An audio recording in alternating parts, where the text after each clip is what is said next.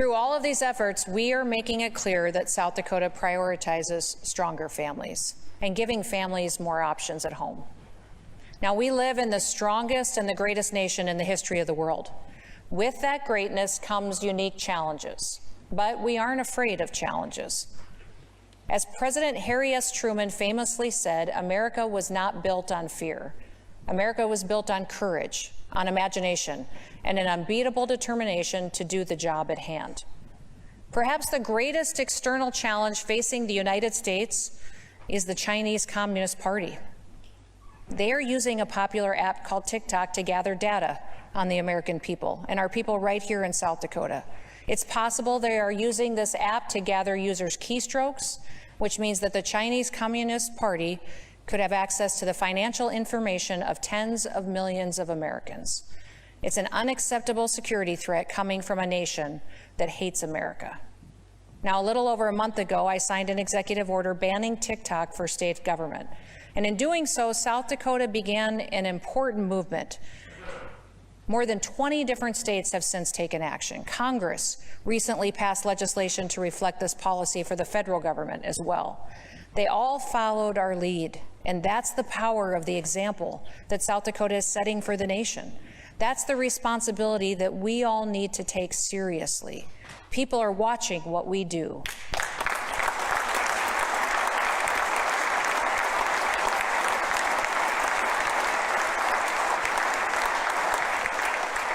Now, our effort to combat Communist China shouldn't stop there.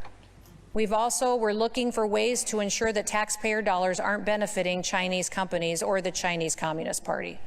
And I'm working with Senator Tobin and Representative Kamak on legislation to block purchases of South Dakota ag land from nations that hate us. This legislation is going to create a board called the Committee on Foreign Investment in the United States, South Dakota, or CFIUS-SD. This new board will include ag experts, national and state security experts, and legal counsel. It will review any purchase, lease, or transfer of South Dakota agriculture land by a foreign person, company, or entity, and make its recommendation to the governor whether the purchase should be approved. That's the kind of decisive action that we need. We all know what happened to our neighbors to the north, where a Chinese affiliate purchased land near a critical infrastructure to our national security. We cannot allow that to happen here. We can't allow Chinese interests to purchase any South Dakota ag land, much less any land near any military base or critical state infrastructure. South Dakota is going to set the example here too as well. Now, other states are already examining our legislation with plans to replicate it. I look forward to working with all of you and us getting it done to protect South Dakota and to protect the United States of America.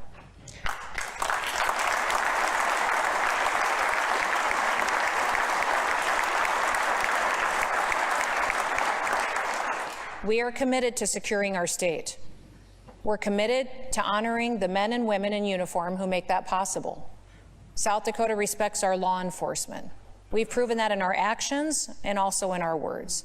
We recruited out-of-state law enforcement officers to move to a state where they would be respected. It isn't just our law enforcement officers who go above and beyond the call of duty. I hear story after story of incredible South Dakotans who step up every single day.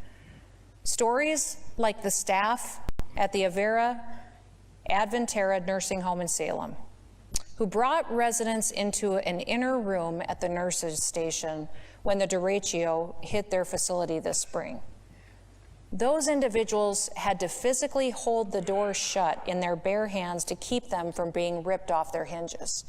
And when the storm abated, everything on the other side of those doors were gone. These nursing home employees may have felt like they were just doing their job, but they saved so many lives that day. The staff of that nursing home is here with us all today. Would you all please stand and remain standing for just a minute? Stand up. We'll give you a round of applause, but don't sit down.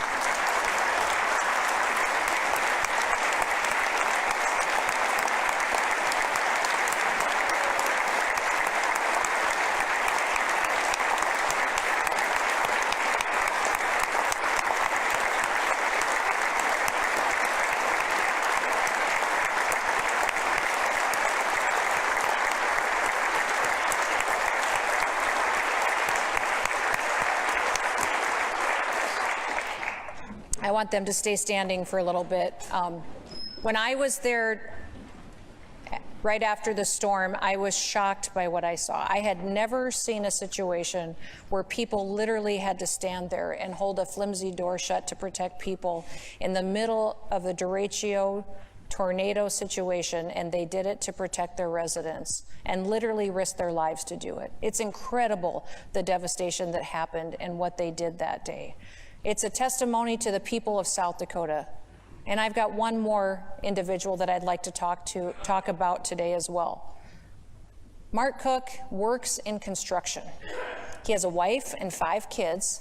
And one day he was driving through a torrential downpour when he saw a car that was flipped on its side in the median.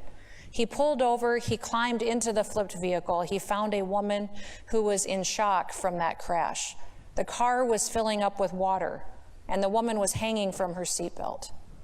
Mark cut her loose, he held her out of the water, calmed her down, and held the car door open above his head until emergency responders could arrive. Now, Mark is a hero. He was a hero that day, but he's also a hero in uniform. Mark is a staff sergeant in the South Dakota Air Guard, and he was driving on his way to drill when he stopped and helped that woman, potentially saving her life. His job in the Guard is to keep our nation safe and to protect our freedoms. But he could have just kept driving that day. He didn't. He pulled over, he stepped up, and Staff Sergeant Cook and his family are here today. Would you please stand as well to be recognized and be thanked for your heroism?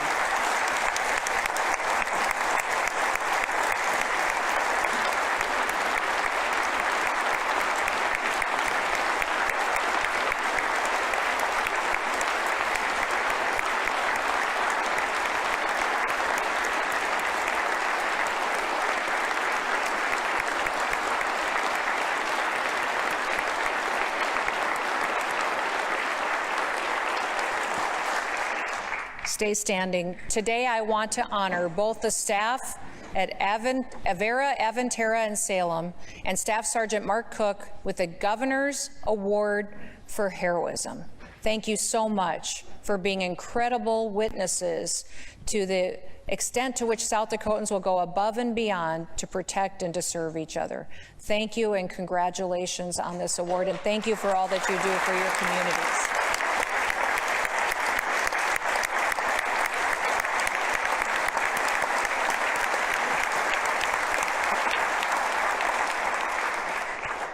Our state is safer because of men and women who answer the call of duty without being asked. I'm proud to be a South Dakotan because of people like all of you. Thank you for setting the example. Now, ladies and gentlemen, that's the state of our state. For 4 years now, we have made South Dakota the state where anyone can come here and build their American dream. We've strengthened families, we've secured this state, and we have built here in the last 4 years exactly what our founding fathers envisioned when they created our nation. And the founders of our state who enshrined the phrase, "Under God, the people rule." We are just getting started.